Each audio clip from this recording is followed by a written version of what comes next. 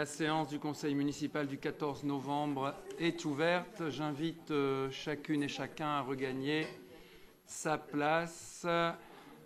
On va avoir le quorum, ça se voit au premier coup d'œil. Je vous remercie de votre présence. J'invite Lucie Boquet, si elle est prête. Elle est prête. Tu peux procéder à l'appel, Lucie, je t'en remercie. Alors, bonsoir à toutes et tous. Gustave Dassonville. Présent. Gauthier Desplanques. Présent. Véronique Six. Présent. Yvan Aignon. Présent. Lydie Vivier. Présent. Patrick Splett, représenté par Lydie Vivier. Marie-Thérèse Canotte.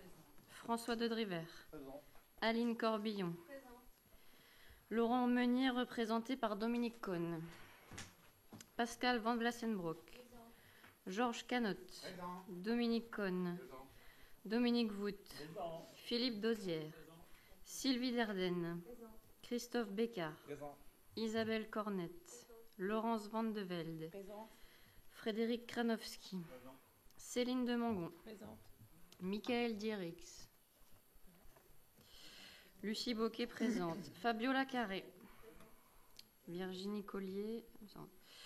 Jocelyne Lefebvre. Sylvie Gilmet. Alain Cap. Yasmina Chégri. Laurent Corr. Jean-François Caron, représenté par Laurent Corr. Marie-Paul Eblé, représentée par Jean-Christophe Détailleur. Jean-Christophe Détailleur. Présent. Christine Guéquière, représentée par Gustave Dassonville. Affirmatif. Jean-Marc Duhopard, représenté par Isabelle Cornette. Merci.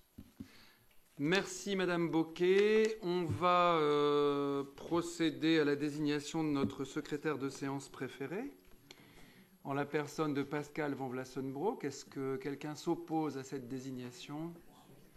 Non, je vous en remercie. Donc Pascal, tu es notre secrétaire de séance. Alors, vous avez dû trouver sur table le relevé, la liste de mes décisions donc prises en vertu de cet article du code que vous connaissez par cœur, qui est le L2122-22. Je vous rappelle que ça ne donne lieu ni à question ni à débat. C'est une info. Nous avons 2 procès-verbaux à approuver. Ce sont ceux des conseils municipaux des 20 septembre et 18 octobre 2016. Est-ce que sur le procès-verbal de notre séance du 20 septembre 2016, il y a des remarques? Il n'y en a pas. Qui est favorable à l'approbation de ce procès-verbal? Eh bien, il y a unanimité du Conseil. Je vous en remercie. S'agissant du procès-verbal de notre séance du 18 octobre 2016, y a-t-il des remarques ou des questions? Il n'y en a point. Qui est pour l'approbation de ce procès-verbal? Les mêmes. Il y a donc unanimité du Conseil. Je vous en remercie. On va donc pouvoir attaquer l'ordre du jour, qui est moins lourd que d'habitude ce soir, puisque nous avons 10 délibérations prévues. On commence tout de suite par la première. On commence par les délibérations à caractère financier.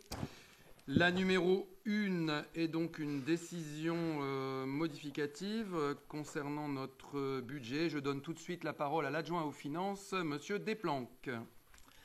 Oui, bonsoir à tous. Donc cette décision modificative, comme tous les ans, à peu près à la même période, vient ajuster un certain nombre de crédits ou de débits au niveau du budget par rapport à ce qui a été effectivement dépensé et ce qui le sera encore d'ici à la fin de l'année.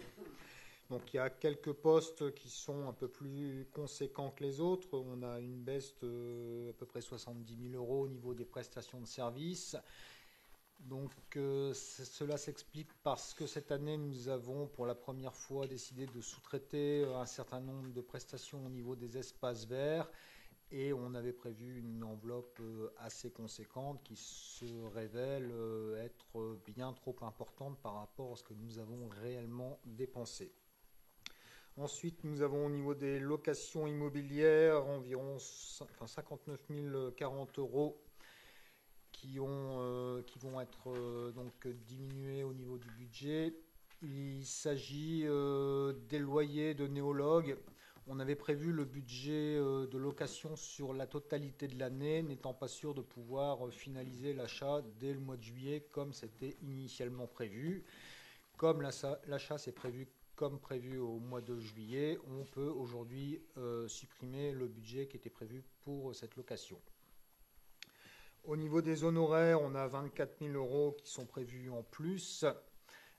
Il s'agit essentiellement d'honoraires pour un cabinet d'études sur la TLPE et sur la taxe d'habitation. Depuis 2011, je pense, une délibération a été passée concernant la taxe sur l'affichage et les enseignes des commerçants. Et il s'avère qu'aujourd'hui, la délibération n'a jamais été respectée et que les commerçants n'ont jamais payé à conséquence de leur affichage. Et donc, c'est cette étude qu'a fait le cabinet. Et ce cabinet se rémunère à 25% des rentrées supplémentaires que la ville fera au niveau de cette taxe.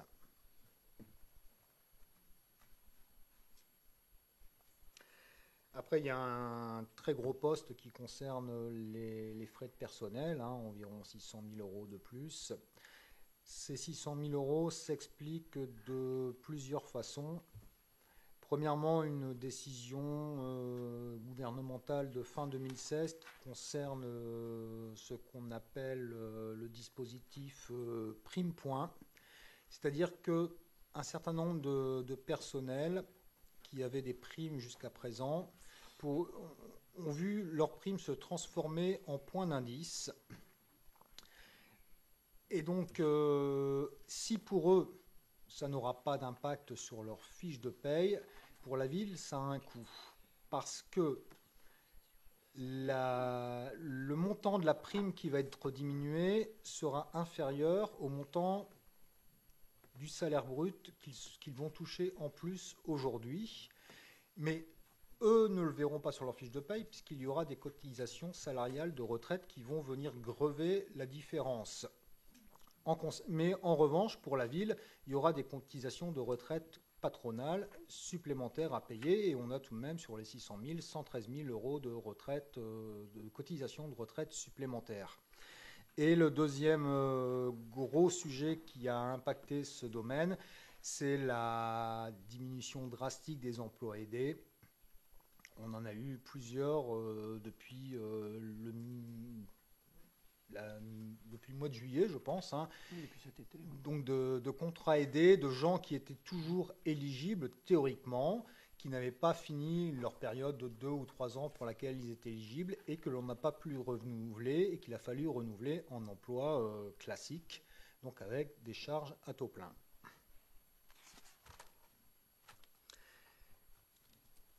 Le dernier gros point concerne la provision que nous avions passée il y a 2-3 ans sur l'emprunt toxique. Donc c'est l'emprunt à 3 777 000 €, donc qui se retrouve aussi bien en section d'investissement qu'en section de fonctionnement.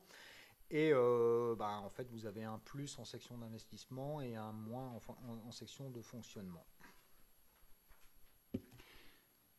Merci, monsieur l'adjoint aux finances, pour ces explications. Est-ce qu'il y a des questions sur cette délibération? Alors, on va commencer par monsieur Détailleur. Et après, ce sera donc monsieur Corr. Monsieur Détailleur. Je vous remercie, monsieur le maire. Je vais tout d'abord m'adresser à monsieur Desplanques. Je le remercie pour sa présentation tout à fait exhaustive. Nous ne remettons bien sûr pas en cause la véracité de ces chiffres. Et au contraire, vous faites preuve d'une grande rigueur et d'exactitude dans cette présentation. Parallèlement, je voulais également m'adresser à monsieur Dassonville, puisque vous êtes le maire, le chef de la majorité municipale. C'est donc vous qui fixez le cap et qui statuez entre les différents arbitrages possibles. Ici, qu'est-ce qu'on constate? Le virement à la section d'investissement initialement prévu au BP s'élevait à 1 331 731,25 €, ce qui était déjà, à notre sens, très très peu. C'est l'une des raisons qui a fait que nous avons voté d'ailleurs contre le budget au mois de mars. Aujourd'hui, nous observons une correction à hauteur de 502 680 €, c'est-à-dire une baisse. Ce qui signifie que les objectifs n'étaient déjà pas très ambitieux, et de plus, vous ne les atteignez pas. Or, heureusement que l'on vend la salle Bruegel, qui vous permet quand même de récupérer 200 000 €. Donc la question, c'est qu'à ce rythme-là, on vend le patrimoine de la ville. Il y a un moment où la ville ne sera plus propriétaire de grand-chose, et il faudra quand même bien, monsieur le maire, arriver à équilibrer les comptes et surtout à reprendre une politique d'investissement. Quand je dis une politique d'investissement, il ne s'agit pas de projets pharaoniques, comme vous le prétendiez il y a quelque temps, mais simplement d'initier les réparations nécessaires sur les bâtiments, le patrimoine de la ville, notamment les écoles, car bien évidemment, si on n'agit pas à temps, lorsque les années s'écoulent les unes après les autres, eh bien les réparations deviennent de plus en plus conséquentes et coûteuses. Donc c'est la raison pourquoi nous ne voterons pas cette délibération. Je vous remercie. Bon, moi je vais vous expliquer la raison pourquoi vous avez tort de ne pas la voter. Monsieur Desplanques, si, vas-y. Simplement pour dire que depuis 3 ans, je pense qu'en termes de réparation, on a fait beaucoup plus que ce qui s'est fait précédemment.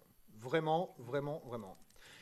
Ça fait 2 ans qu'on met 200 000 € systématiquement sur l'éclairage public, alors que depuis 20 ans, il n'y avait quasiment rien qui n'était fait.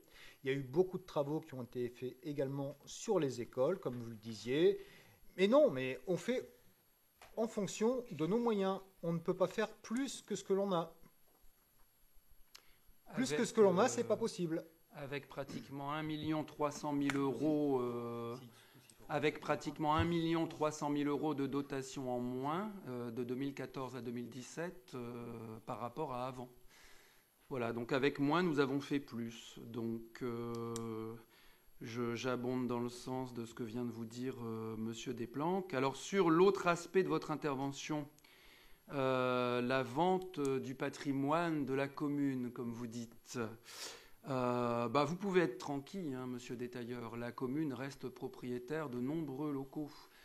Et même après la vente de la salle Bruegel, dont nous allons parler dans quelques minutes, il reste encore beaucoup de locaux qui appartiennent à la commune. Beaucoup et davantage que ce que peut représenter le patrimoine d'autres communes de la même strate, de la même importance.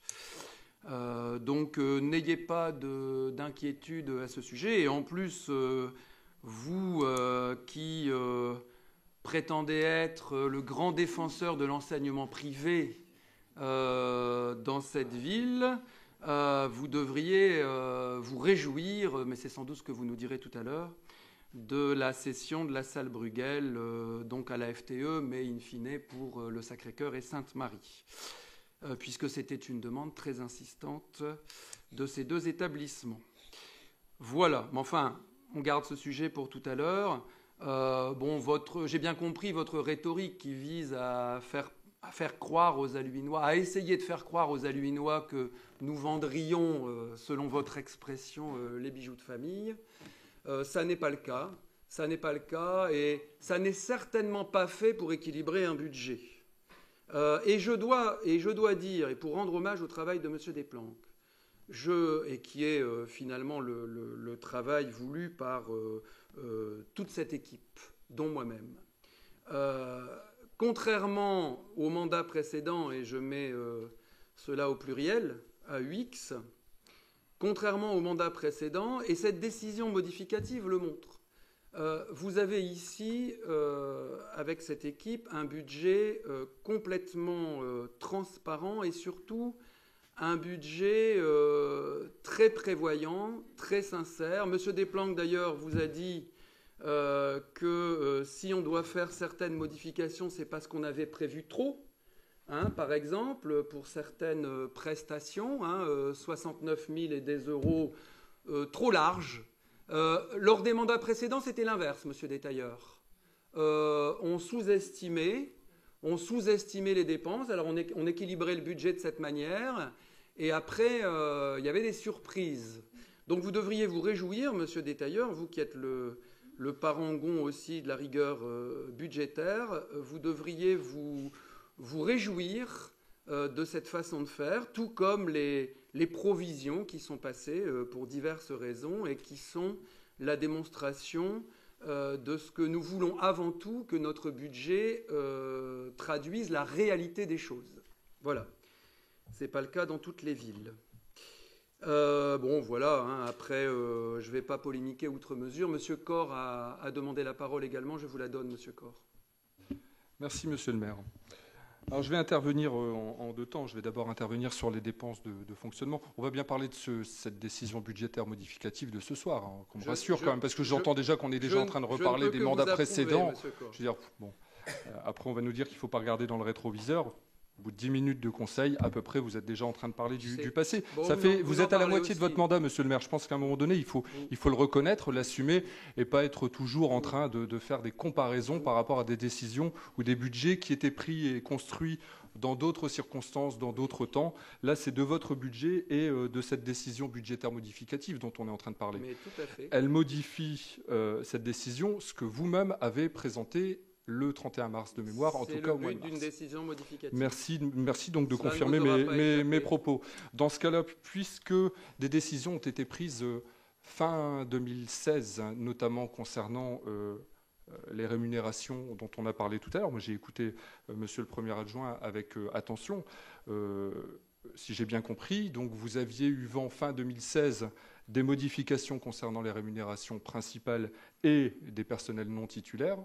J'entends bien pour les emplois aidés, il fallait attendre quand même. C'est plus tard. C'est plus tard. Toujours est-il que donc fin 2016, l'annonce était déjà faite. Vous avez présenté le budget en mars 2017 et pour autant, il faut, sur le poste 6411 et 6431, donc rémunération principale et non titulaire, ajouter 400 000 € à la décision modificative d'aujourd'hui, c'est-à-dire une hausse de 5%. Donc sur la rémunération principale, 294 500 €, une hausse de 5%. Un peu plus, et sur le personnel non titulaire, une hausse de 5,3%. Donc ça, ce sont les chiffres. Vous avez dit, Monsieur le maire, à l'instant qu'il y avait effectivement peut-être des enveloppes qui avaient été surévaluées. Il y en a quand même plus qui ont été sous-évaluées, puisqu'il faut même rajouter jusqu'à 300 000 €. Concernant, sur ces deux postes-là, concernant les cotisations, j'entends bien que c'est souvent un calcul mécanique, et donc c'est beaucoup plus difficile d'intervenir là-dessus. La conséquence de ces dépenses, donc de 300 000 € en plus sur les charges du personnel, pour faire court, c'est qu'effectivement, vous êtes obligé de réduire les dépenses d'investissement que vous aviez vous-même décidées au mois de mars. Et c'est là où, quelque part, nous, on a un peu de mal à s'y retrouver. Tout d'abord parce qu'effectivement, nous ne sommes pas dans les tenants et aboutissants de tous les dossiers. Donc, il y a des sommes qui, parfois, c'est comme ça. Ça c'est plutôt le rôle de la majorité. J'entends bien. C'est comme ça dans toutes les villes, Monsieur Corr. Et donc, si on se réfère un peu aux dépenses que vous avez choisies, de soit réduire, soit supprimer, on constate qu'il y a des ajustements, et c'est bien le cas, sur les travaux sur le moulin, manifestement. Il y a des choses plus j'ai envie de dire, compréhensibles, quand à un moment donné, il y a 300 000 €, 500 000 €, moins les 200 000 de la salle Bruegel à aller chercher. Il faut bien effectivement réduire certaines choses et faire certains choix. Vous réduisez d'annuler les travaux sur le monument aux morts. On était à 72 300 et on réduit de 72 300. Si vous permettez, je vous en prie. Donc en fait, les travaux... Vous avez pardon, excusez-moi. Les travaux au monument aux morts seront réinscrits dès le mois de décembre dans une délibération anticipant les travaux d'investissement avant le vote du budget. Il y a eu un problème de timing sur cela, ainsi que ceux pour le City Park au niveau de Condorcet. Donc ces deux travaux qui sont annulés aujourd'hui seront réinscrits dès le budget 2018 avec une anticipation sur le budget lors d'une délibération au Conseil du mois de décembre. Donc les travaux ne sont pas annulés, hein, il s'agit d'écriture budgétaire, et d'ailleurs la cérémonie du 11 novembre m'a confirmé, pour avoir bien regardé notre monument aux morts durant cette cérémonie, ça m'a confirmé que ces travaux étaient plus que nécessaires et même urgents, donc ils seront faits. Pour cette précision. Vous avez la parole, Monsieur Corr. Merci, oui. Ensuite, on constate quand même des travaux sur Saint-Hilaire. Donc là, on avait inscrit 30 000 euros au budget. Enfin, vous aviez inscrit 30 000 euros au budget. Vous réduisez de 22 000 euros. Donc on en est quand même sur 73% de réduction par rapport à cette enveloppe. Des travaux sur le stade Vanquet, 20% en moins sur un poste et 4,9% sur un autre poste. Là où, pour nous, le bas blesse, parce qu'encore une fois, on n'a pas l'explication. On ne peut pas comprendre ce qu'il y a derrière cette ligne, c'est que sur la ligne 113, c'est-à-dire liée à l'accessibilité des bâtiments, il y a une réduction de 45 000 euros qui est effectuée, c'est-à-dire 30% de moins que ce que vous aviez inscrit au budget primitif. Vous savez qu'on est particulièrement attaché à l'accessibilité des bâtiments. Vous savez que nous sommes intervenus notamment sur le programme d'investissement qui avait été voté en 2015, si j'ai bonne mémoire, pour ce plan pluriannuel sur les investissements liés à l'accessibilité. Et donc forcément, cette baisse de 30% sur ce poste-là ne peut que nous inquiéter. Enfin, parce que je ne vais pas faire la liste exhaustive de cette délibération, sur les équipements sportifs, alors peut-être que c'est lié à ce que vous venez de dire, je ne sais pas, il y a quand même une baisse de 46%, 47 000 euros. C'est ça, c'est Condorcet ? Oui, c'est ça. Oui. Bon, bah, très bien. Donc au moins j'ai l'explication sur cette ligne budgétaire, c'est-à-dire qu'effectivement on constate que pour équilibrer les deux sections, forcément à un moment donné vous devez soit annuler, soit reporter. Je vais terminer juste pour expliquer, je ne serai pas beaucoup plus long pour dire qu'évidemment nous allons voter contre cette décision modificative dans la mesure où de toute façon nous avions voté contre le budget principal et qu'en cohérence avec les choix, effectivement, nous ne voterons pas pour une modification de quelque chose pour laquelle nous n'étions pas favorables. Merci. Monsieur Desplanques. Oui, juste sur Condorcet, hein, c'est pas juste pour équilibrer, c'est juste lié à un problème de timing pour pouvoir effectuer les travaux. C'est pas du tout lié à des problèmes budgétaires. Si on avait pu techniquement les faire en 2017, ils auraient été faits en 2017. Voilà, je n'ai rien à ajouter à cela. Pas d'autres demandes d'intervention ? Très bien, je vous propose de passer au vote de cette première délibération. Qui est contre son adoption ? Donc normalement les deux groupes, d'après ce qui a été annoncé, donc les deux groupes d'opposition plus Madame Carré. Je vous remercie. Qui s'abstient ? Personne. Et qui vote pour ? Donc le groupe majoritaire. La délibération numéro 1 est donc adoptée à la majorité. La délibération numéro 2, c'est également une décision modificative qui concerne cette fois le budget du cinéma Le Familia. Gauthier, tu as la parole.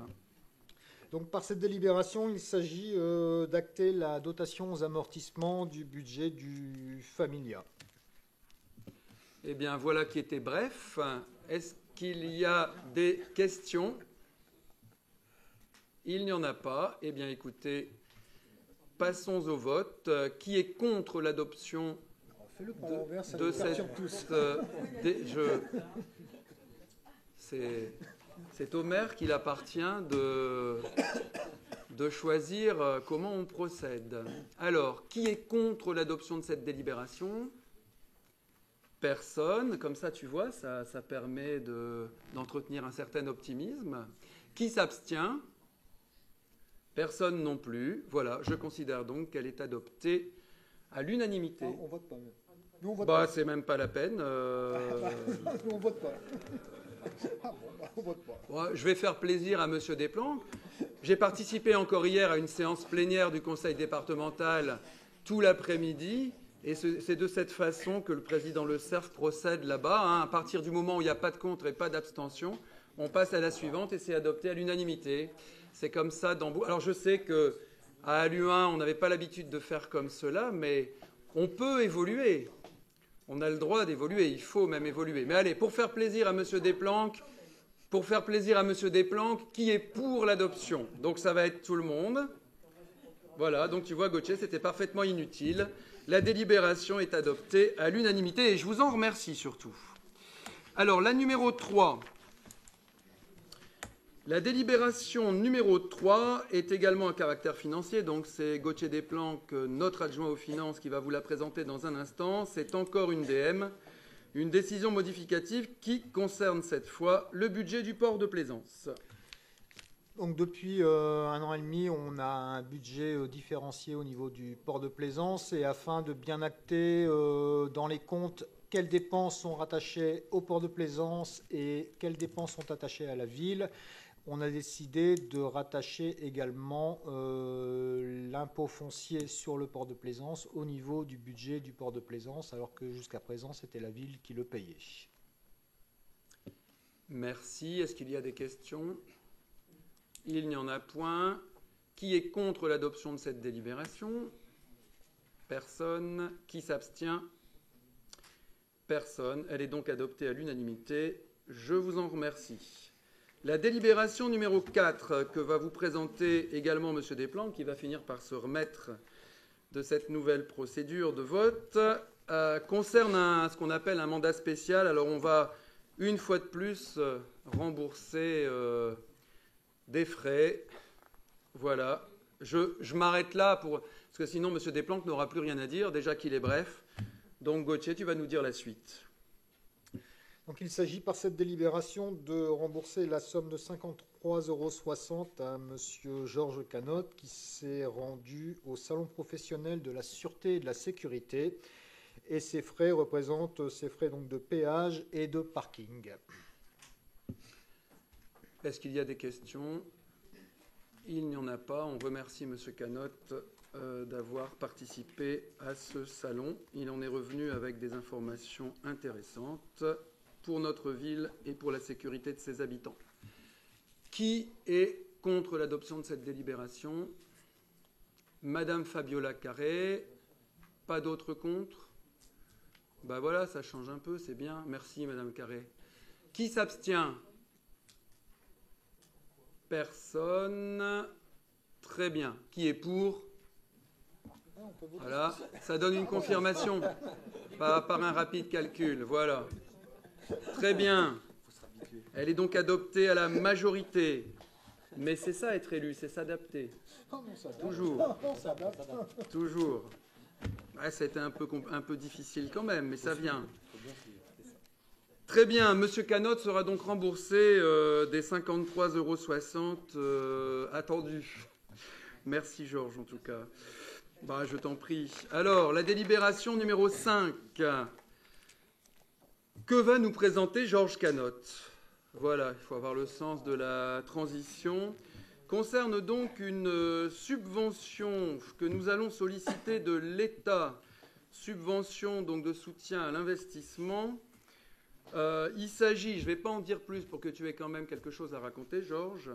Il s'agit de sécuriser nos écoles publiques, notamment en cette période de terrorisme, mais tu as la parole, Georges, pour nous en dire plus. Merci, Monsieur le maire. Dans le cadre de la loi de finances, une dotation budgétaire de soutien à l'investissement des communes et de leurs établissements publics à fiscalité propre, EPCI, a été créée pour l'année 2017. Il est donc proposé de solliciter ce fonds pour équiper ces lieux de systèmes d'alerte permettant d'avertir simultanément l'ensemble des établissements d'une intrusion ou d'un événement majeur. Ce dispositif s'inscrit dans le cadre du plan particulier de mise en sûreté, PPMS. Donc, il est demandé au conseil municipal de solliciter une subvention de l'État au titre de la dotation de soutien à l'investissement public local pour la mise aux normes de sécurisation des écoles Marie Curie, Maria Montessori, Jean Massé, Jules Michelet, Anne Frank et Jean Moulin. D'autoriser Monsieur le maire à signer toutes les pièces se rapportant à ce dossier. Par ailleurs, les crédits nécessaires ont été inscrits en section d'investissement au budget 2017. Merci. Merci Georges. Georges Canotte, qui est conseiller municipal délégué à la sécurité, je le rappelle, pour les gens qui nous suivent sur Internet. Est-ce qu'il y a des questions sur cette délibération ?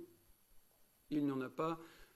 Voilà, bon, je suppose... je ne veux pas trop anticiper sur le vote, mais Je suppose que chacun a bien compris l'importance qu'il y avait à solliciter cette subvention de l'État afin d'équiper nos écoles publiques.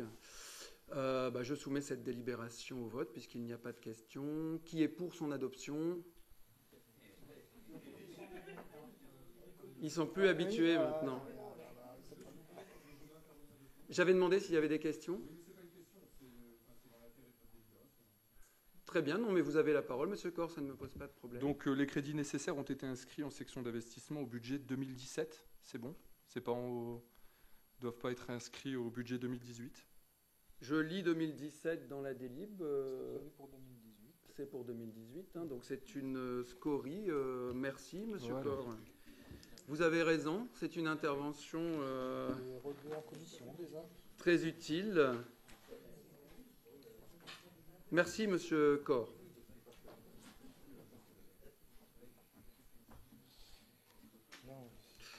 Évidemment, 2018, pour le budget 2017, c'est un peu tard. Merci. On peut donc maintenant passer au vote. Monsieur le directeur général des services, vous procéderez à cet amendement, qui n'est pas un amendement de fond, mais qui est néanmoins très important quand même. Je vous en remercie. Qui est pour l'adoption de la délibération? Donc, l'unanimité du Conseil. Je vous remercie. La délibération numéro 6 concerne donc la salle Bruegel, donc le rez-de-chaussée du 71 rue Jean Jaurès. C'est moi qui vais vous la présenter. Alors, il y a deux délibérations, en fait, qui concernent la salle Bruegel. Il y a celle-ci, la 6, et il y a la suivante, la numéro 7. Celle-ci, donc, a pour but de voter la désaffectation et donc de déclasser cette salle Bruegel. Bon, en fait, vous avez le rez-de-chaussée et la cour. Je vais y revenir dans un instant. Et puis la délibération suivante vise donc à vous demander d'approuver la promesse de vente de cette salle Bruegel. Mais j'y reviendrai dans un instant. Bon, donc la salle Bruegel, c'est le 71 rue Jean Jaurès.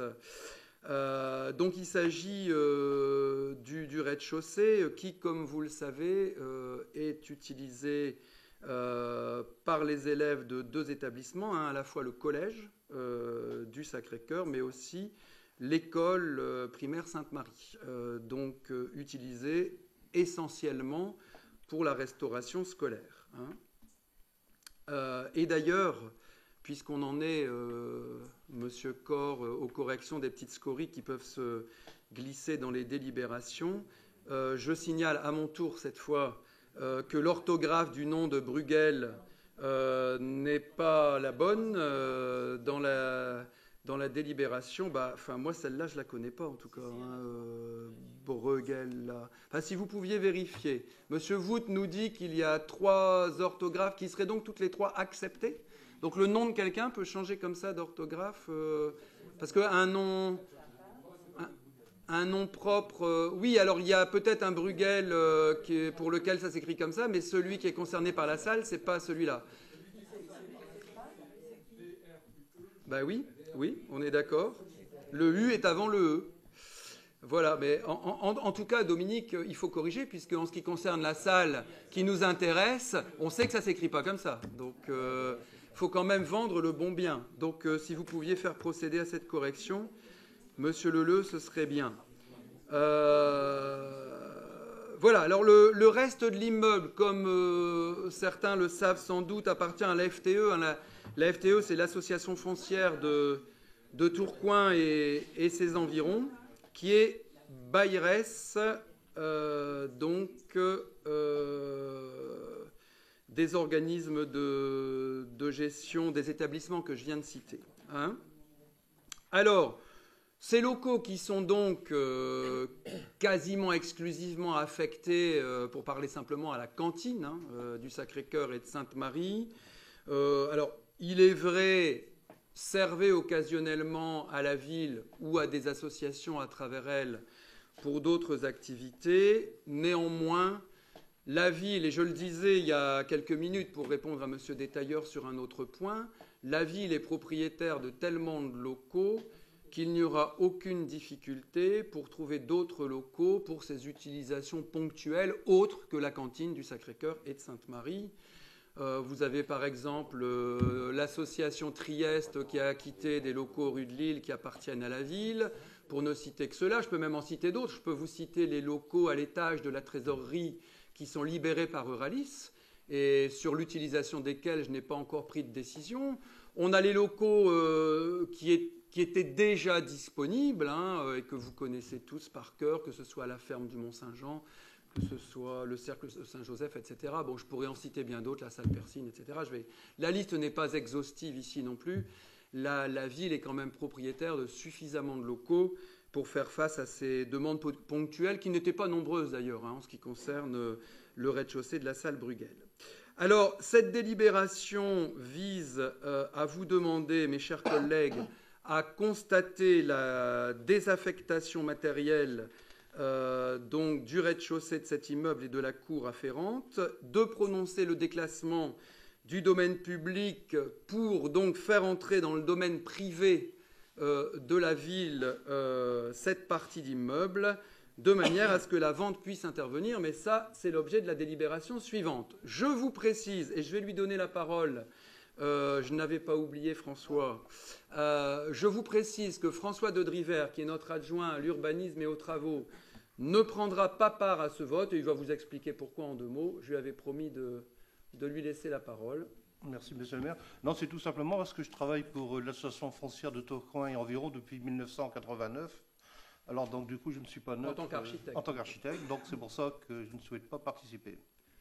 Très bien. Donc, François de Driver, pour cette raison, et c'est tout à son honneur, ne prendra pas part au vote. Je précise bien. Voilà.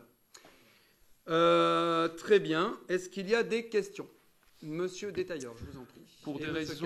Pour des raisons éthiques, en tant que président de l'OGEC du Sacré-Cœur, je ne prendrai pas part au vote. En tant qu'élu et alluinois, je tiens en tout cas à remercier la majorité et l'ensemble des élus, car vous l'avez dit, derrière ce projet, il y a effectivement la question de la restauration, de la cantine. Des travaux conséquents vont être initiés au Collège du Sacré-Cœur d'Halluin. Ça touche notamment à la réfection des toilettes, à l'accessibilité des personnes à mobilité réduite. Et pour répondre à ce que vous m'indiquiez tout à l'heure, là je suis très heureux parce que dans le cadre de cette vente, je vais presque dire pour une fois, on ne dilapide pas le patrimoine halluinois. Les domaines avaient estimé à 120 000 euros ce bâtiment. Il est vendu au-delà des 120 000 euros. Alors je sais bien que l'estimation des domaines est un petit peu serrée, me dira-t-on. Par conséquent, il ne s'agit pas de brader ici un patrimoine, et donc j'en suis très heureux.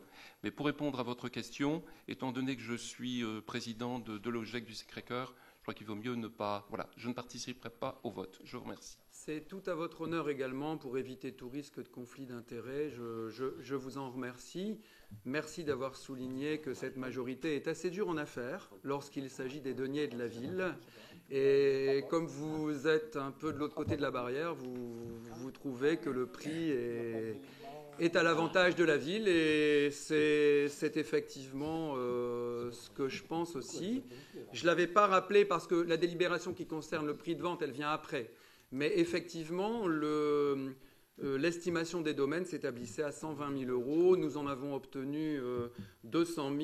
Et sans anticiper sur la délibération suivante, pour être encore plus exact, il y a 180 000 de parties immobilières, d'immeubles, et 20 000 de meubles. Voilà. Mais enfin, le total fait bien 200 000 pour la ville, ce qui est un prix vraiment pour la ville, à mon avis, qui représente la valeur de ce qui est vendu. Je pense qu'à 120 000, je partage votre avis, monsieur Détailleur, à 120 000, la ville se faisait avoir. Et il n'était pas question de lâcher à 120 000, même si c'était l'estimation des domaines. Mais enfin, vous savez, les domaines, ils ont leur utilité et on est très content qu'ils nous donnent une estimation. De toute façon, c'est une obligation légale de la leur demander. Mais enfin, c'est quand même pas eux qui gèrent au long cours les finances communales, et j'estime comme vous qu'à 200 000 euros, la ville est remplie de ses droits en ce qui concerne la cession de cet immeuble. Mais nous n'en sommes pas encore à la cession. La question qui est posée, c'est de savoir si vous acceptez la désaffectation et le déclassement de l'immeuble afin qu'il rentre dans le domaine privé de la commune pour pouvoir ensuite le vendre. Monsieur Cap avait levé le bras, il avait donc demandé la parole. Vous l'avez, Monsieur Cap. Merci, Monsieur le maire. Nous sommes favorables à cette cession. Par contre, pour vous éviter peut-être un refus de signature de la vente par le notaire qui fera cette vente, je voulais vous expliquer un petit peu les irrégularités que j'ai constatées. J'en ai parlé lors de la commission. Et je vois qu'une délibération est sur table et donc, malgré tout, je vois encore des irrégularités. Donc, je voulais vous en parler un peu. Mais là, vous parlez de la numéro 7. Ben, je dois lier les deux, c'est obligatoire pour pouvoir vous expliquer. Mais je vous propose peut-être d'intervenir quand on abordera la numéro 7. Si vous voulez bien. Comme ça, on vote celle-là, puisque... On ne peut pas voter celle-là de cette manière, puisque... Ah bon, alors allez-y. Pour expliquer un peu aux gens qui nous regardent, les collectivités possèdent des biens immobiliers qui sont soit du domaine privé, soit du domaine public, comme vous le disiez. Et le domaine public est un bien qui est affecté à un service public ou à l'usage direct du public. Bon, le bien affecté à un service public, il est inaliénable. Donc la collectivité ne peut pas le vendre. Par contre, elle peut constater sa désaffectation, une notion de fait, qui n'est pas une notion de droit, ce n'est pas une décision à prendre. On constate que le bien n'est plus affecté. Donc, on constate ici qu'il n'est plus affecté à l'usage d'une cantine et qu'il n'est plus affecté à l'usage d'une cour d'école. Ça veut dire qu'il n'est plus affecté au service public de l'éducation. Bon, ce n'est pas une réalité aujourd'hui. Non, c'est une réalité pour demain, vous avez raison. Oui, et donc dans la suivante, vous visez la première délibération qui porte des affectations, et vous décidez de vendre sous condition suspensive de désaffectation. Donc c'est contradictoire, ça n'a pas beaucoup de sens. Ah si d'un côté vous constatez que le bien n'est plus affecté et de l'autre vous demandez à ce que ça soit vendu sous condition qu'on le désaffecte. Enfin, aller jusqu'au bout, mais c'est pas contradictoire. Ça n'a pas de sens. Donc dans la première, on peut constater la désaffectation, mais qui n'est pas réelle, décider le déclassement, c'est-à-dire le faire passer dans le domaine privé, ok. Mais il faut que ça soit réel. Ça ne l'est pas à mon sens. Et ensuite, dans la suivante, si on dit on va le vendre sous condition de désaffectation, c'est contradictoire avec la première, puisque dans la première, on dit que c'est désaffecté. Je vous expliquerai pourquoi ça n'est pas contradictoire dans quelques instants. Bon, ensuite, la deuxième irrégularité, c'était aussi sur le fait qu'on est dans un lot de copropriété. Tout à fait. Et que ça apparaît nulle part, on vend des parcelles, là, et quand on vend un lot de copropriété, il y a un mesurage particulier des lots de copropriété, dont la superficie, en vertu de la loi Carré, Madame Carré, qui est peut-être de la famille, mais est une superficie différente de la parcelle. Bon, voilà, je voulais, parce que je sais très bien que les notaires sont très pointilleux sur ces questions-là, vous éviter de voir cette vente retoquée. Voilà, simplement pourquoi j'interviens. Merci. Vous avez été notaire vous-même 2 ans, oui. Ah, voyez, ça se sent. Très bien. Alors, pourquoi il n'y a pas de contradiction ? D'abord, vous l'avez donné vous-même, en fait, l'explication, mais sans lier les deux choses. Ben oui, puisque vous avez dit que la délibération numéro 6 vise à constater la désaffectation, donc, de l'immeuble, et vous avez souligné vous-même que ça n'était pas une réalité au moment là présent où on parle. Donc c'est la raison pour laquelle, ce qui est vrai, c'est la raison pour laquelle la délibération numéro 7 pose la condition suspensive de la réalité de cette désaffectation, c'est-à-dire que d'ici la vente, d'ici ce qu'on appelle dans le jargon, et vous le connaissez aussi bien que moi, la réitération de la vente devant notaire, d'ici là, la désaffectation qui n'est pas une réalité à la seconde là où on parle, sera devenue une réalité. C'est le sens de cette condition suspensive. En fait, l'inexactitude, elle est dans la 6, elle n'est pas dans la 7. C'est-à-dire que la délibération numéro 6 vous demande, il est vrai, de constater une désaffectation. Bon, c'est plutôt de l'approuver. Hein, alors qu'au moment où on parle, là, au jour d'aujourd'hui, il est vrai que cette salle Bruegel sert encore tous les jours pour la cantine, des établissements dont on a parlé. Bon, mais enfin, comme on dit d'un schnorr, vous chipotez, monsieur Cap, vous faites des menoules. Et je pense que dans toutes les villes, alors je ne sais pas comment on fait à Villeneuve-d'Ascq, mais puisque vous êtes un agent de cette collectivité, si c'est toujours le cas, peut-être sont-ils plus puristes que nous, mais moi je connais de nombreuses collectivités publiques où on procède de cette manière-là. C'est vrai qu'aujourd'hui, la salle Bruegel sert encore à la cantine du Sacré-Cœur, voilà, mais d'ici la vente, il faudra que nous puissions constater que la désaffectation est bien devenue réalité et que cette salle ne sert plus à cela. Il n'y a donc pas de contradiction, sauf que la 6, elle anticipe un tout petit peu les choses. Bon, voilà, c'est tout. Bon, moi, je veux bien qu'on passe des heures sur des... voilà. Mais voilà, et je peux vous dire dès aujourd'hui que si quelqu'un... Bon, de toute façon, je vous rappelle qu'il y a un contrôle de légalité à la préfecture et que donc le service compétent de la préfecture va regarder cela. On verra bien ce qu'ils diront. Mais pour moi, il n'y a pas de problème et je peux d'ores et déjà vous dire qu'un tribunal administratif ne se formaliserait pas du point que vous venez de soulever. Voilà, qui, moi, ne m'inquiète pas. Bon, enfin, ça a au moins le mérite, monsieur Cap, de nous avoir donné un petit cours de droit, ce que moi, je n'ose jamais faire moi-même, mais c'est toujours intéressant. Est-ce qu'il y a d'autres demandes d'intervention? Non, il n'y en a pas. Donc, sur la 6, avant de passer à la 7 qui concerne la promesse de vente, sur la 6, qui est pour son adoption? Donc, tout le monde avait... Monsieur Détailleur, vous êtes dans vos pensées? Oui, il ne vote pas. Ah oui, c'est vrai. Alors, c'est moi qui suis distrait. Madame Eblé, elle fait Autant quoi? pour moi. Madame Eblé, elle fait quoi? Madame Eblé, elle fait quoi, oui. Voilà, c'est une bonne question de monsieur Desplanques. Donc, Madame Eblé, elle vote pour. Et vous ne prenez pas part au vote. Et là, pour le coup, c'est moi qui étais distrait. Vous l'aviez dit tout à l'heure, monsieur Détailleur.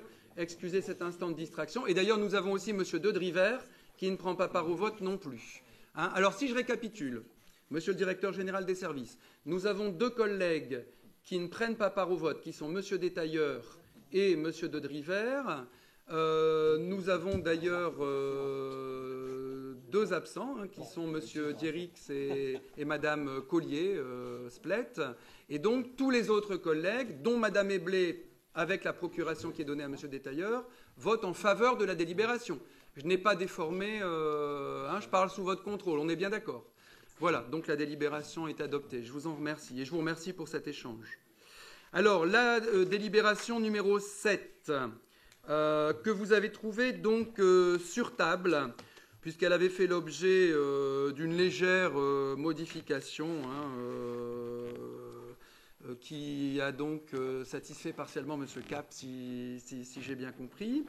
La délibération numéro 7 que je vous présente également, mais je vais être très bref, en précisant que M. De Driver ne prend donc pas part au vote pour la même raison.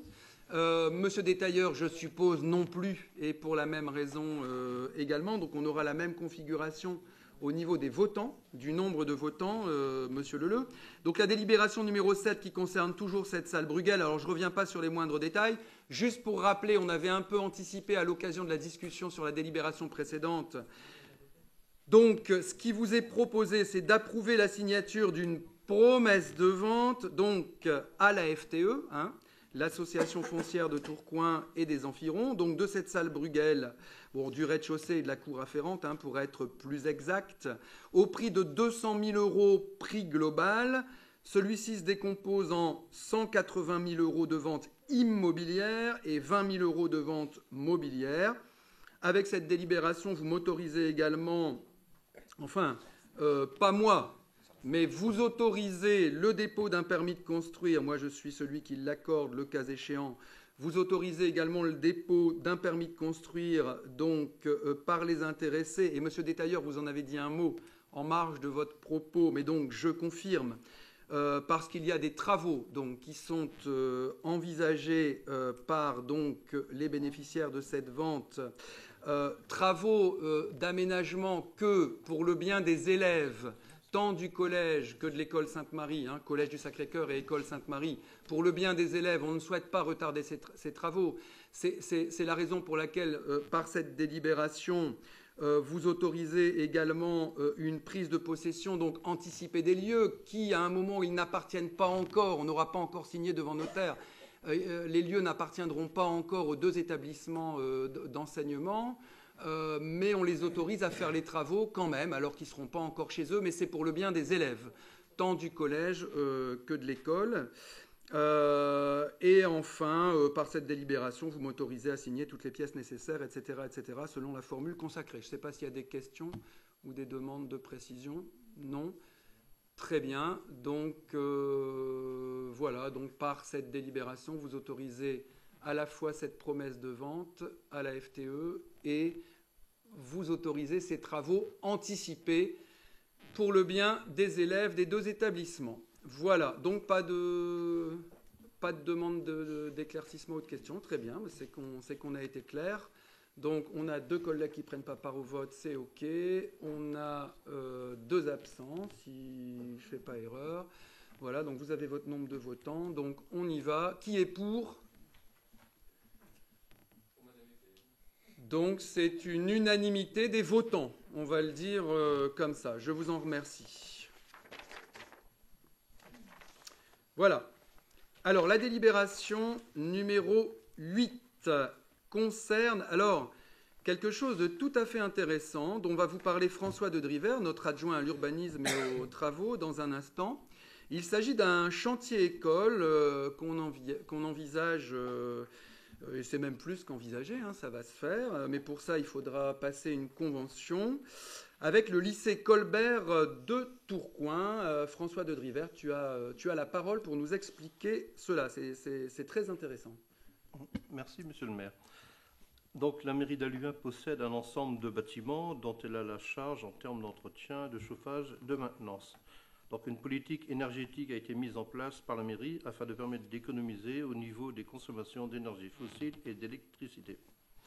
Donc, il s'agit de mettre en place un partenariat chantier-école qui répond à une double préoccupation, celle de la progression des élèves du lycée et celle de l'action concrète réalisée pour la ville d'Halluin. Donc, les élèves du lycée Colbert doivent, dans le cadre du BTS électrotechnique, effectuer un stage dit ouvrier et un stage dit de technicien, ayant à mener à terme, en 2e année, un projet à caractère professionnel. Donc, cette convention a pour objectif d'inscrire dans un accord cadre des actions de collaboration entre la ville d'Halluin et le lycée Colbert, liées à des projets pédagogiques ayant une implication technique et humaine faisant appel aux ressources de chacun des partenaires. Donc, la convention définit les conditions de mise en œuvre et les engagements respectifs de chacun. Alors, dans le cas où le projet nécessite la démarche, la démarche se fera en 4 phases, décrites ci-dessous. Je ne vais pas vous les lire parce que ça fait déjà beaucoup de pages, beaucoup de lignes. L'ensemble de ces modalités feront l'objet d'une convention spécifique à chaque projet. Les fournitures nécessaires à ces chantiers seront achetées par la ville et mises à disposition du lycée dans le cadre de ce projet. Il est donc proposé au conseil municipal d'autoriser monsieur le maire à signer cette convention cadre, d'autoriser monsieur le maire à signer les conventions relatives à chaque chantier école. Merci François. Avant de demander s'il y a des questions ou des remarques, pour résumer, ce qui vous est demandé là avec cette délibération, et elle est annexée, la convention. Ce qui vous est demandé là, c'est d'approuver donc d'abord le principe de la chose et d'approuver la convention que vous avez dans vos dossiers et qui est pour aujourd'hui une convention cadre. C'est-à-dire, comme son nom l'indique, qui trace le cadre de ce partenariat avec le lycée Colbert. Mais comme vient de vous le dire François de Driver, et c'est important, à l'occasion de chaque projet, il y aura une convention particulière qui sera donc passée entre la ville et le lycée Colbert. Ça, c'est une chose. Je souhaitais vous faire une remarque complémentaire, si vous le permettez. C'est que, alors, si nous avons été sollicités s'agissant du lycée Colbert, et j'en suis très heureux, évidemment, je n'ai pas pu m'empêcher de penser à notre lycée à nous, car sur le territoire de la commune, je ne l'apprends à personne, nous avons un lycée qui est un lycée professionnel, le LEP Saint-Exupéry, et je pense, moi, personnellement, que c'est le genre d'action qu'on pourrait très bien mener avec le LEP Saint-Exupéry. Et d'ailleurs, lorsque j'ai visité l'établissement il y a déjà un certain temps maintenant, et nous étions à la section menuiserie de l'établissement, j'ai constaté que les élèves étaient en train d'effectuer des travaux pour les ateliers lyriques de Tourcoing. Ah, voyez, là, c'était dans l'autre sens. Parce que pour la scène, vous savez, il y avait besoin de menuiserie, pour l'agencement, pour les décors. Je pense que c'était pour les décors, d'ailleurs, si ma mémoire est bonne. Pour les ateliers lyriques de Tourcoing. Alors, voyez-vous, c'est marrant, parce qu'on a là c'est dans les deux sens, en fait. Là, vous aviez le lycée alluinois qui faisait ce genre de choses pour la ville de Tourcoing. Et ici, la délibération, ici, c'est la ville d'Halluin qui va faire un partenariat avec un lycée de Tourcoing. Bon, mais je pense que si la ville d'Halluin faisait un partenariat avec le lycée d'Halluin, ça serait bien aussi. Voilà. D'ailleurs, j'enfonce un peu une porte ouverte parce que, alors même si ça n'a pas pris cette forme, je dois à la vérité de dire que, peut-être que tout le monde n'est pas au courant ici, mais que notre LEP Saint-Exupéry a participé à la réfection d'une ou même peut-être de deux chapelles, deux chapelles dont notre association locale de Capelle fait l'entretien, voire la réfection quand c'est nécessaire sur le territoire de la commune. Donc ça a déjà été fait, pas sous cette forme, mais voilà, moi je souhaite personnellement je lance un appel et je le redirai de vive voix, mais j'ai déjà fait... J'ai déjà un peu lancé l'appel en réalité en marge d'une réunion, mais moi je souhaite vivement que les élèves du lycée Saint-Exupéry puissent participer au même genre d'action que les élèves du lycée Colbert. D'ailleurs, je précise au passage que parmi les élèves du lycée Colbert, il y a de jeunes alluinois. Voilà. Je ne sais pas si il y a des questions. Oui, Monsieur Corr, je vous en prie. Oui, juste pour dire qu'évidemment, nous allons voter pour cette délibération et cette convention avec le lycée Colbert. C'est vrai que c'est un vrai et beau projet, à la fois pour les lycéens, mais aussi, je pense, dans la philosophie même que peut défendre sur le plan éducatif la ville d'Halluin. Donc, nous sommes complètement favorables à ce projet de convention. Pour deux capelles avec les portes de chapelle, vous avez raison, monsieur le maire, il y en avait bien deux, et c'était l'adjoint à la culture de l'époque, d'ailleurs, qui en avait eu l'idée et qui avait mis en lien l'association et le LP Saint-Exupéry lors d'une assemblée générale. Monsieur Corr, moi qui faisais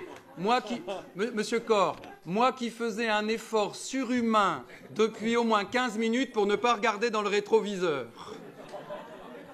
Voilà que vous vous y mettez. Voilà que vous vous y mettez. Voilà que vous vous y mettez. Monsieur Cohn dit un partout. Non, mais je vous en sais gré et vraiment ça ne me dérange pas que vous fassiez ce rappel, Monsieur Corr. Mais d'ailleurs, vous savez, depuis 3 ans et demi que nous sommes aux manettes, nous mettons un point d'honneur à continuer ou à garder tout ce qui nous semblait bon et qui nous semble encore bon et que vous aviez initié. Par exemple, je regarde Madame Lefebvre, l'insertion par le sport. Moi j'ai dit dès le début du mandat, c'était une excellente idée. Il y a eu une période où on a voulu reprendre les choses et remettre à plat, regarder, etc. Mais ça, c'est normal. Et vous savez qu'on a repris ce dispositif dont on avait dit tout de suite, et tous les membres de la majorité étaient d'accord. J'étais pas le seul à penser que c'était une bonne idée. C'était l'avis de tout le monde. Donc moi, ça ne me dérange pas. Moi, je pense qu'une gestion intelligente, c'est garder ce qui est bon et se séparer de ce qui est mauvais. Bon, voilà. Un dernier mot, puisqu'on en est sur les lancers de fleurs. Un dernier mot, mais très sérieusement. Il n'est pas là parce qu'il est retenu justement par le travail, mais je veux rendre hommage à Jean-Marc Duhopas s'agissant de cette délibération, puisqu'il est prof de sport au lycée Colbert et il n'est pas pour rien dans dans l'origine de ce beau projet. Voilà, je voulais le souligner. S'il n'y a pas d'autres interventions ou non, alors nous allons passer au vote. Alors attention, soyez très attentifs, il faut s'adapter dans une vie d'élu. Qui est contre? Attention. Bien, personne n'a levé le bras, ça commence bien. Qui s'abstient? Eh bien écoutez, je considère que c'est adopté à l'unanimité et je vous en remercie. Non, mais c'est le genre de démarche qu'il faut à tout prix encourager, d'autant que ce type de démarche fait faire des économies à la commune et que par les temps qui courent, donc vous voyez, c'est un système gagnant-gagnant, et pour les élèves du lycée et pour la ville. La délibération numéro 9 et avant-dernière va vous être présentée par M.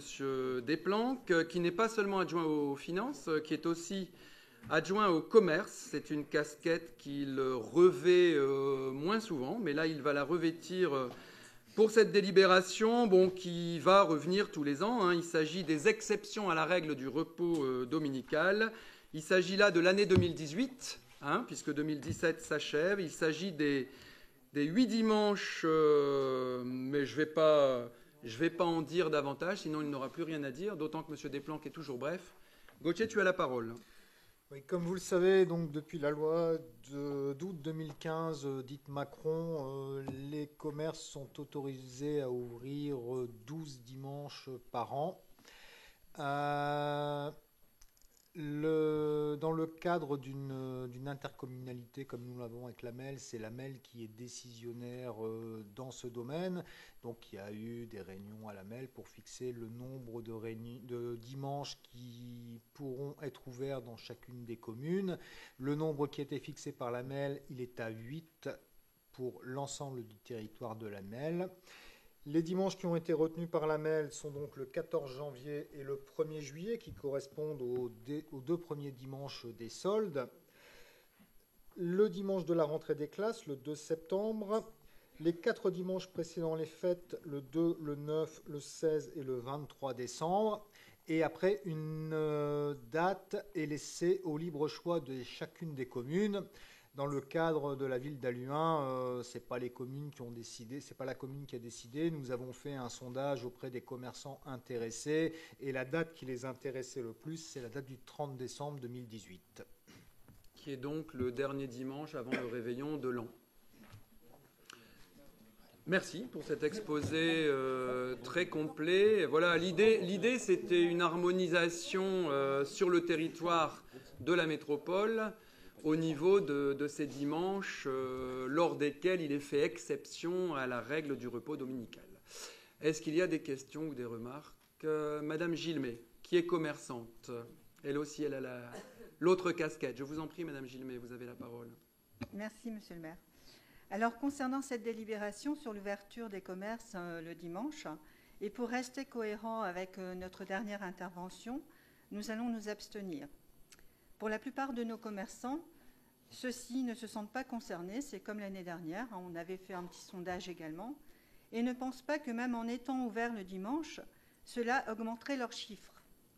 Cette délibération profite plutôt aux grandes enseignes qui tiennent à libéraliser le repos dominical. Nous savons qu'aujourd'hui, la présence du personnel est faite sur le volontariat, et il est certain que pour certaines familles, cela leur permet d'arrondir les fins de mois et qu'ils en sont heureux. Mais nous pensons aussi qu'il faut rester vigilant pour que dans l'avenir, cette présence ne soit pas une généralité et ne devienne obligatoire. Voilà, merci. Merci Madame Gilmet. Monsieur Desplanques, sans vouloir reprendre la parole, je vais la lui donner dans un instant. Bon, je pense que dès lors que vous n'avez que 8 dimanches sur 52, c'est difficile de parler de généralité quand même. Mais bon, je comprends le sens de votre intervention, ceci étant. Mais M. Desplanques a demandé la parole. Bon. Cette dérogation ne vise que les commerces qui emploient des salariés. Il est bien évident qu'un commerçant à son compte a le droit d'ouvrir 52 dimanches dans l'année s'il en a envie. Donc ça ne va pas le freiner dans son activité.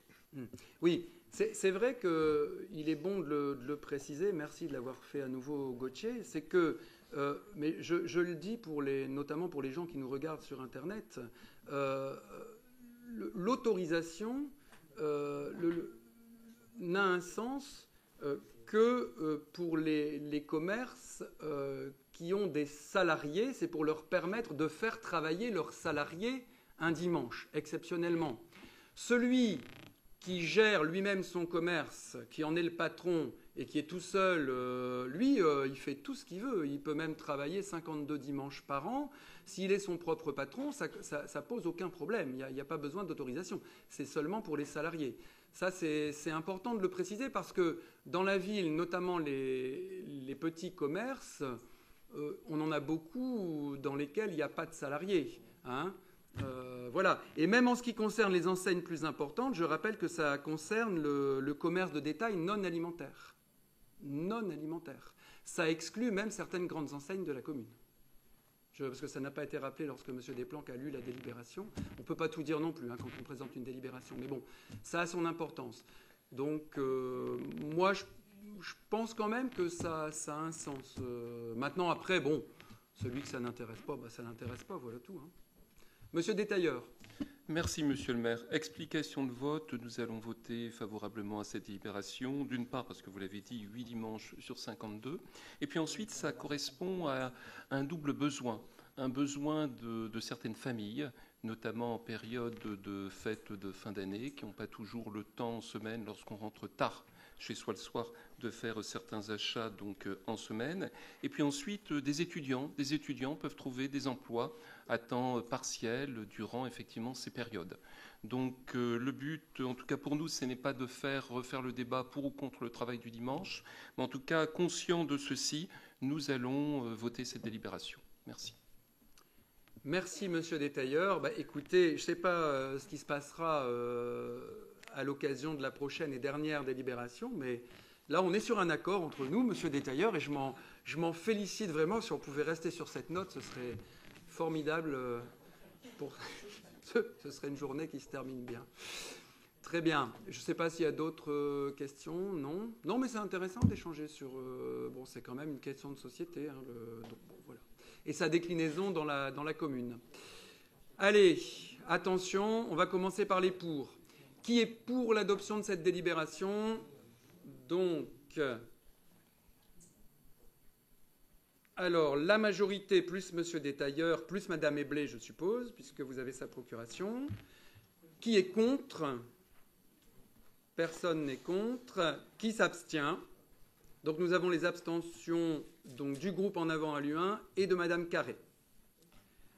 Je vous remercie. La délibération est donc adoptée à la majorité. Alors, la 10e et dernière délibération concerne la lutte contre l'habitat indigne, qui est un sujet important.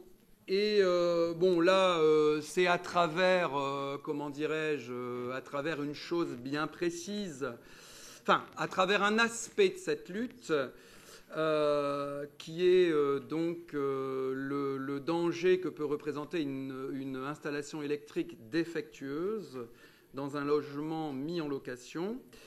Mais je vais laisser Aline Corbillon vous en dire plus, de manière à ce qu'elle ait quand même quelque chose à raconter. Mais il reste plein de choses. Hein. Il y a notamment une convention, Aline. Oui. Tu as la parole. Alors, la ville d'Halluin s'est engagée depuis 2007 dans une politique d'accès au logement digne, salubre et décent pour tous. Cette volonté s'est concrètement traduite par le développement des missions de contrôle du parc privé et sur signalement des logements présumés indécents ou insalubres par le biais d'un agent assermenté. La ville d'Halluin souhaite, en partenariat avec Enedis, intensifier le repérage et le traitement des situations de danger sanitaire, notamment liées aux risques électriques, définis aux articles 23.2 et 51 du règlement sanitaire départemental. La présente convention prend ainsi en compte le repérage des situations de risque d'origine électrique et la mise en œuvre des procédures administratives et techniques relevant des compétences des deux organisations. L'objectif de cette délibération est de lutter contre l'insalubrité des logements et des risques électriques liés aux installations intérieures électriques dangereuses. Il est donc demandé au conseil municipal d'autoriser Monsieur le maire à signer toute convention avec Enedis. Merci. Merci Aline. Aline Corbillon, qui est donc notre adjointe au logement et aussi à la santé. On a un peu les deux à travers cette délibération, le logement et la santé. Parce que si on est victime d'une installation électrique défectueuse, ça pose un problème de santé. Je ne sais pas s'il y a des questions. Madame Lefebvre, je vous en prie.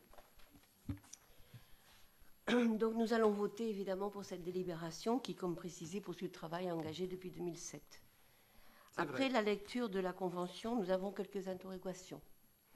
La mise en conformité provoquera, nous supposons, des frais pour des travaux. Frais à charge a priori des propriétaires. Oui, bien sûr. Nous savons d'ores et déjà que certains propriétaires risquent de rencontrer des difficultés pour le paiement. Par exemple, des personnes âgées, seules ou avec des petites retraites, des familles monoparentales ou encore bien d'autres situations précaires ou en difficulté. On peut être propriétaire et ne pas être dans une situation mirobolante. Tout à fait. Ensuite, en même temps, le montant des travaux de mise en conformité pourrait s'avérer élevé dans certaines situations. D'où notre première question. Une réflexion a-t-elle été menée notamment avec le CCAS, car dans la Convention, rien n'est précisé. Nous avons également noté que si les travaux de conformité ne sont pas réalisés dans les temps, il y aura une procédure de coupure qui va se déclencher. Or, dans le cas d'un logement mis en location, dans le privé, ce sont les locataires qui vont subir la coupure, alors qu'ils ne sont pas responsables. Nous avons donc la même question. Une réflexion sur cette question est-elle en cours? Y aura-t-il la possibilité de faire un avenant à cette convention sur ces questions? Merci. Merci, Madame Lefebvre. Je ne sais pas si un adjoint ou une adjointe souhaite répondre. Non? Vous voulez que je le fasse? Bon. Donc, je le fais. Je vous remercie pour ces questions, essentiellement deux, qui ressortent de votre propos et qui sont très intéressantes. Parce que c'est des vraies questions. Alors, bien sûr, quand on présente une délibération, on ne va pas jusque dans ces précisions-là, mais il est quand même intéressant d'essayer, je vais être modeste, d'essayer, parce que ce n'est pas simple, d'y apporter une réponse.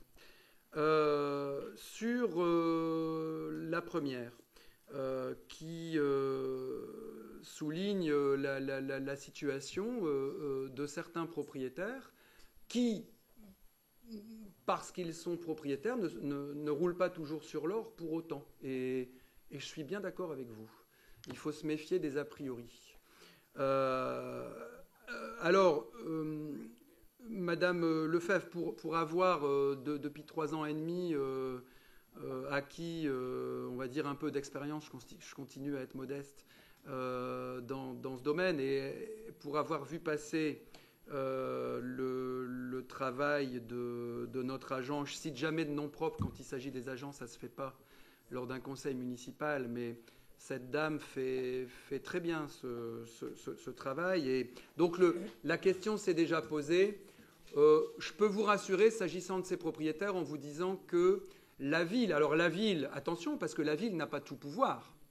Vous avez différents intervenants, dont la CAF, je ne vais pas rentrer jusque dans les moindres détails, mais on n'est pas tout seul dans cette affaire. Mais en tout cas, la ville, autant que faire se peut, intervient, mais c'est plutôt une intervention, je dirais, amiable. Un petit peu, c'est une mission bons offices que remplit le maire dans ce cas-là. Mais moi, ça m'est arrivé d'essayer d'obtenir des délais pour certains propriétaires, mais à une condition. À la condition que le locataire ne soit pas en danger. Parce qu'on ne peut pas, on peut pas plaisanter avec la sécurité des locataires. Parce que imaginez qu'il y ait une demande un peu trop combinatoire du maire pour accorder un délai à un propriétaire qui n'est pas très riche. S'il arrive un accident et que le locataire en fait les frais, vous imaginez bien que le maire engage sa responsabilité. Donc c'est pour ça que je vous disais, la réponse n'est pas simple. Mais on essaye, nous en tout cas la ville, on essaye d'y mettre un peu de souplesse. C'est ce que je peux répondre à votre question, Madame Lefebvre. En ce qui concerne l'éventuelle coupure d'électricité, en 3 ans et demi, dans ce cadre et pour cette raison, je ne l'ai pas vu. En tout cas, pas à Luin. Je ne dis pas que ça ne peut pas arriver. La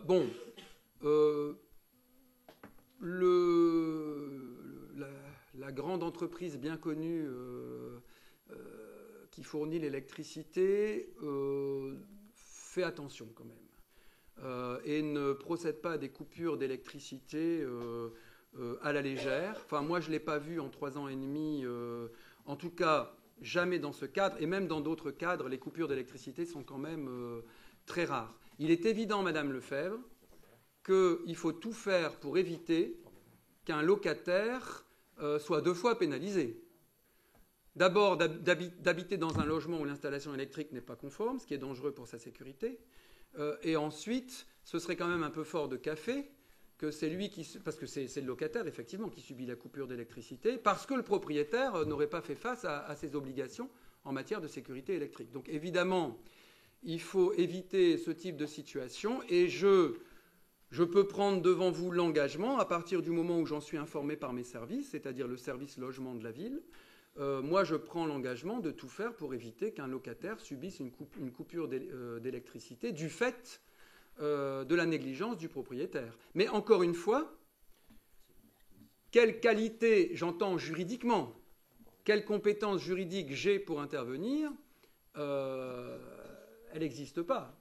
C'est encore une fois une mission bons offices. Mais si le cas se présentait, ce serait fait. Et j'agirais dans ce sens, bien évidemment. Le but, c'est quand même la protection des locataires. Oui, Madame Lefebvre. Par rapport à ce que vous avez dit par rapport à la CAF, c'est un bon exemple. Parce qu'effectivement, quand on a démarré le logement indigne, la visite des logements indignes, au départ, la solution était, quand les propriétaires ne faisaient pas les travaux, c'était d'arrêter les allocations, l'APL. Oui, et en définitive, c'était encore une fois les locataires qui subissaient. Et à ce moment-là, il y a eu une négociation avec la CAF et on a pu trouver un entendement et trouver des solutions et de modifier le règlement à ce moment-là. Donc, ce que je pense, c'est qu'effectivement, en discutant, on peut trouver des solutions. Et donc, je vais dans votre sens, et c'est des choses qu'on a déjà faites et qu'on peut continuer. Et effectivement aussi, quand il y avait des solutions et qu'on voyait qu'il y avait des difficultés sociales, à l'époque également, il existait entre le service logement et le CCAS une façon de travailler qui faisait qu'effectivement, il y avait corrélation entre les 2 services pour étudier les situations. Voilà. Merci, Madame. Mais je n'ai jamais dit que ça n'existait plus, hein. Je parle de la situation qui est là. Je ne porte pas de jugement là. Moi, Madame Lefebvre, je suis d'accord avec ce que vous venez de dire. Hein, j'ai rien à ajouter. Mais tu peux peut-être activer ton micro, Aline, pour que tout le monde entende ce que tu disais à Madame Lefebvre. On travaille beaucoup en partenariat avec le CCAS pour les problèmes de fourniture, pour les problèmes justement de problématiques loyers également. Et on travaille beaucoup avec les assistantes sociales et Mme Canotte. Mais moi, je suis complètement d'accord avec vous. Merci, Aline, Madame Lefebvre. Et c'est pour ça que ça m'a fait penser à la CAF de toute façon. Je pense qu'effectivement... alors, les APL coupées, ça, moi, je l'ai déjà vu. Hein, je l'ai déjà vu quelques fois. Là aussi... il faut veiller que ce ne soit pas au détriment du locataire. Vous savez que grand nombre de propriétaires perçoivent directement l'APL. Je pense que se rapprocher de la CAF via le CCS, ça me paraît être une très bonne idée. On en reparlera avec Marie-Thérèse Canotte, qui est vice-présidente du CCAS. Moi, si on peut creuser à nouveau cette piste et mettre quelque chose sur pied en partenariat avec la CAF pour bien veiller à ce que dans un tel cas de figure, c'est le propriétaire, du fait de sa négligence, qui est pénalisé et surtout pas le locataire, alors là, je suis tout à fait d'accord. J'ai rien contre les propriétaires, qui parfois sont des gens qui ne roulent pas sur l'or, vous l'avez dit. Parfois, le bien qu'ils louent, c'est le résultat d'une vie de travail. Et moi, je ne rentre pas dans les a priori et les... Voilà. Il ne s'agit pas de mettre... mais ça, c'est un défaut bien français, on met une étiquette sur tout le monde, hein, mais un propriétaire ne roule pas forcément sur l'or. Donc il s'agit de faire du cas par cas, de toute façon, dans ces dossiers. Ce sont des dossiers de cas par cas. Et celle qui a dirigé le CCAS, présidé pendant longtemps, ne me démentira pas. De toute façon, il faut faire du cas par cas, parce que Dans un cas, vous allez avoir le propriétaire qui perçoit directement l'APL. Dans un autre, c'est le locataire qui va le percevoir, etc. Bon, donc il faut regarder vraiment le dossier. Mais moi, je souhaite que ce soit fait parce que finalement, le nombre de dossiers, même s'il n'est pas négligeable, il est quand même gérable. Voilà. Mais je vous remercie pour cette intervention. Ça fait avancer les choses. Je ne sais pas s'il y a d'autres... voilà. Alors, pour revenir à la délibération, il s'agit donc, ce qui est demandé au conseil municipal, c'est de m'autoriser à signer la convention avec Enedis, tout simplement, qui a été jointe à vos dossiers. Qui est contre? Personne. Ça, c'est pour finir en beauté. Qui s'abstient? Personne. Et donc, on va terminer avec une pluie de pour. Qui est pour? Unanimité du Conseil. Je vous en remercie. C'était la dernière délibération. Je vous souhaite une très bonne soirée. Il va être encore temps pour le match de foot France-Allemagne pour les amateurs. J'espère que la France va gagner. Très bonne soirée et on se retrouve en décembre, le 12 si ma mémoire est bonne. On me dit que c'est bien ça. Bonne soirée à tous. Merci. 12.